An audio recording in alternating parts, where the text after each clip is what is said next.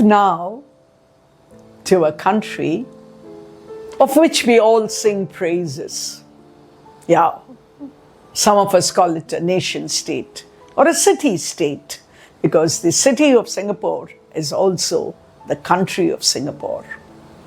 Singapore, such a favorite haunt of holiday makers from India, quite some years ago.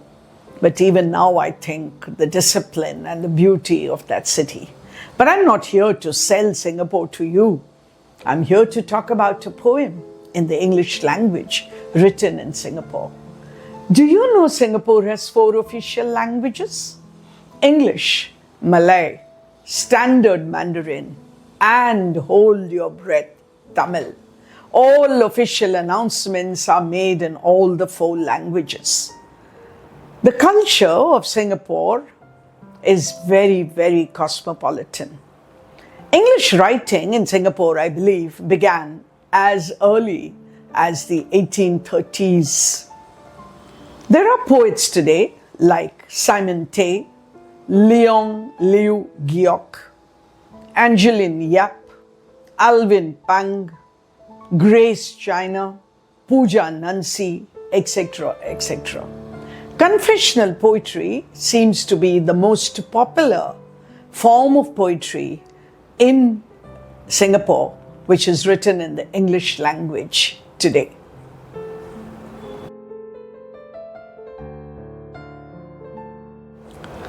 The poet that we are looking at today is Boey Kim Cheng, born 1965. We call him an Australian Singaporean poet. He began writing quite early and has won many awards. He moved to Australia and is today an Australian citizen. In his poems is reflected a sense of restlessness. He likes to travel, and you see that also in his poems. To him, geographical location is very important. What does that mean? You know, some forms of literature, some kinds of literature, they don't matter where you place them. But there are some kinds where you have to place them in a specific location. His poems are prescribed in school and college syllabi today.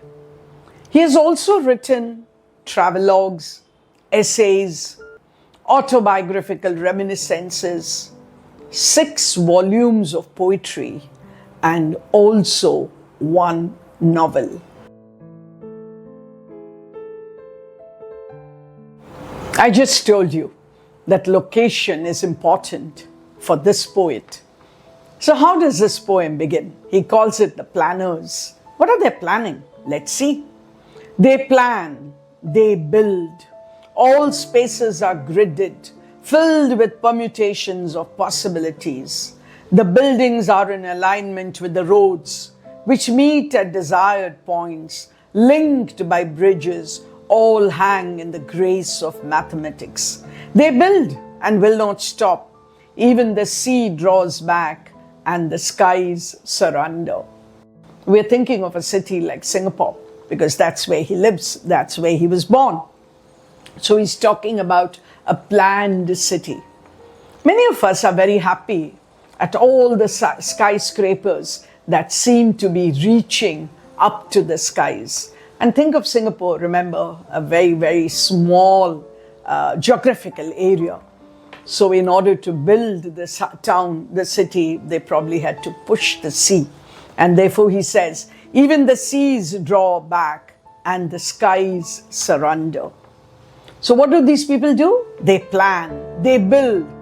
That's all that they want to do. Keep building, keep on building. They build and will not stop. And what do you have? You have buildings, you have roads, you have bridges. And that's all that they do. Is it necessary? He says they build with mathematical precision, because remember we talk about alignments. For me, you know, the city of Gandhinagar is like that, so well planned. So you have roads intersecting at right angles. That's what Singapore is also like. That was the first verse of 9 lines. Let's move to the second verse, which is slightly longer. They erase the flaws, the blemishes of the past, knock off useless box with dental dexterity. All gaps are plugged with gleaming gold. The country wears perfect rows of shining teeth. Anesthesia, amnesia, hypnosis. They have the means. They have it all, so it will not hurt. So history is new again. The piling will not stop. The drilling goes right through the fossils of last century. For someone who likes urban development, someone who thinks that civilization means bigger and bigger cities, higher and higher buildings, they probably think Singapore is the best example of a developed city. But not so for our poet, because he says, what do? They keep on building. And the kind of metaphors that he brings in, he says perfect rows of gleaming teeth. Because, you go to a dentist, and today with all our cosmetics, it's so important to have gleaming rows of perfect teeth. He thinks of the buildings like that. And so he says they have the means, they have the money. So they keep on building. What do? They're piling one on top of the other, because remember, we have to reach up to the skies. The drilling goes right through. It is as if they want to destroy everything of the past, the fossils of the last century. And then you have a short last verse where he says, but my heart would not bleed poetry, not a single drop to stain the blueprint of our past tomorrow. The paradox is that you want to erase the past, you want to build the future. But in this kind of development, is poetry possible? Is art possible? According to our poet, certainly not. So here is a poet who is totally against what we call the building of building after building. Remember, we use the word concrete jungle.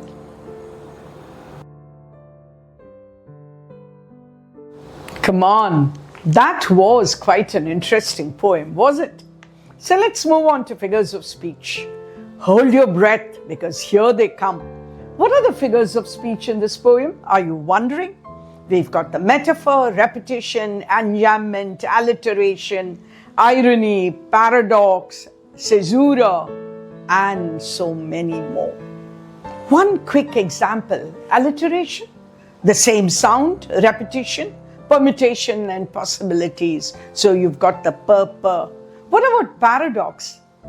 Past tomorrow. Past tomorrow. We are combining the past with the future. And so it goes on. There is the first person here. And I want you to just remember that the first person does not necessarily make the poem autobiographical. We say that the poet has taken on the persona. T.S. Eliot was very good at doing this. So also our poet here.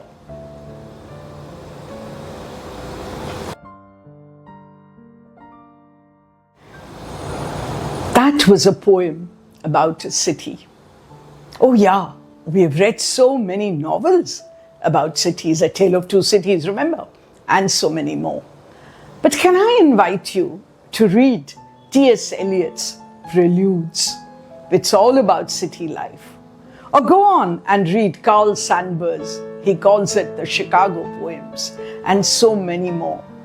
Does the city mean the same to each of these poets? Or are they looking at the city differently? We'll never know till we read. So happy reading.